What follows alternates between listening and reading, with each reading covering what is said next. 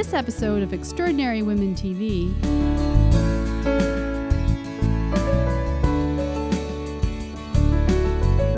the show wouldn't be complete without my Good to Know Minute, where you will learn the top success tips and tools from today's most extraordinary women.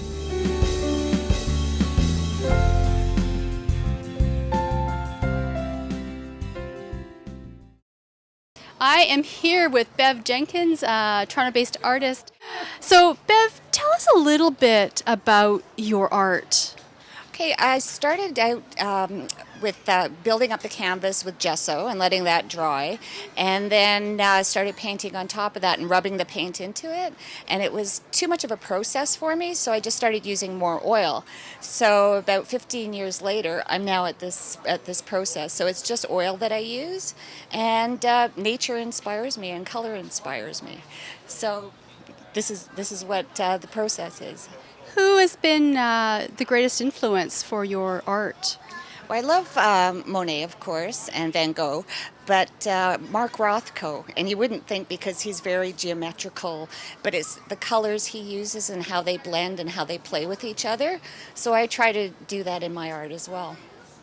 Now, Bev, you have a really interesting background, formerly working in communication and advertising. You worked around the world. And then you transitioned. Well, let's talk a little bit about your journey and a little bit about that transition. Okay. I always wanted to be a starving artist in Paris ever since I was like a little kid, and I loved doing crafts and painting. And my mom said, no, you're going to university, you're going to get a degree, you're going to get a real job. So I went to fine art school, and then I was very interested in film and photography, so got a degree in that as well, and then got a job in advertising, and then moved into public relations and event marketing and sponsorship. And then, so that was sort of like the first part of your life is all education. The second part I found was, work and experiences.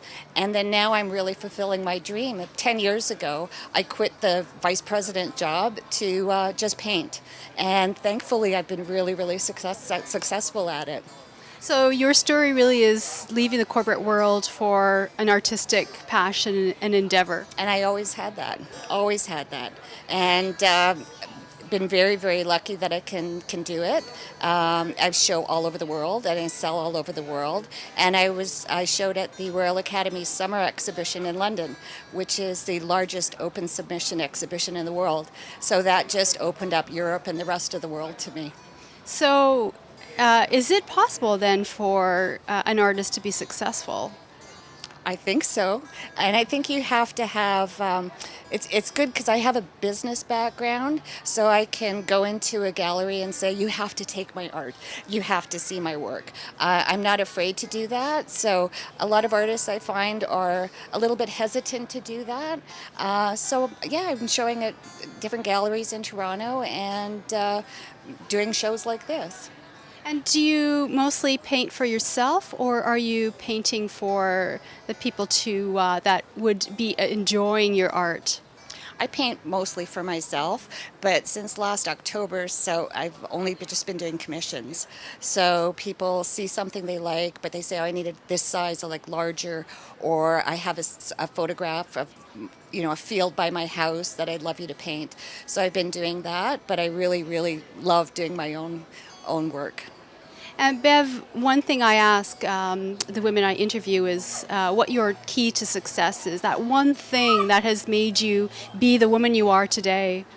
I think it's, I'm not afraid to go out and talk to people and just do anything and just experiment with anything. And I think I've done that all my life. Just moved on and just welcomed new experiences all the time. If you had one piece of advice for a young woman who would like to be a visual artist, to follow in your footsteps, what would it be? Just do it. Absolutely, just do it. Just go out there, talk to other people, and create something that is uniquely yourself, so that when people look at your work, they recognize you as an artist. When I was at one of the galleries, somebody came in and they said, "Oh, you're Bev Jenkins." And I said, "Yeah."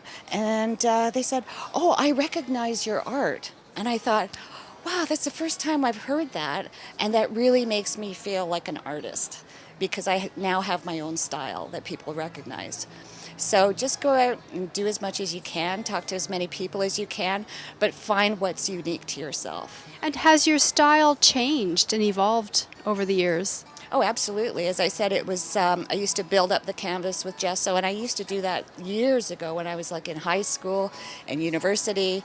And then I just thought, I love oil, and I'm just going to start using more and more oil. I discovered the palette knife, and this is the process today. And what would you say would be the biggest hurdle for you in taking that leap from the corporate world and really living your passion day to day? It wasn't a big leap. I think I worked for a lot of agencies. I did the Pope's visit when he was here, managed media from all over the world. I did Formula One launches worldwide. I did all of that. And after that, it's, selling a pair of jeans or promoting a pair of jeans wasn't important to me anymore.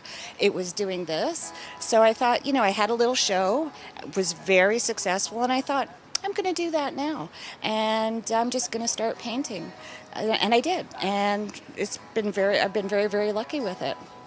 Now, your husband has a background in advertising. What does he think about your success as a painter? He loves it, and he helped me set up this morning.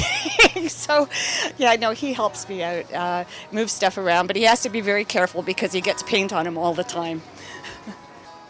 Fabulous. Thank you so much, Bev, for speaking with us today, and I wish you all the best. Thank you very much. If you would like to be a guest on Extraordinary Women TV, visit our website at extraordinarywomentv.com. I'd love to hear from you. Follow me on Twitter at Shannon_Skinner or on Facebook at Extraordinary Women TV. I'm Shannon Skinner. Join us next time for another episode of Extraordinary Women TV.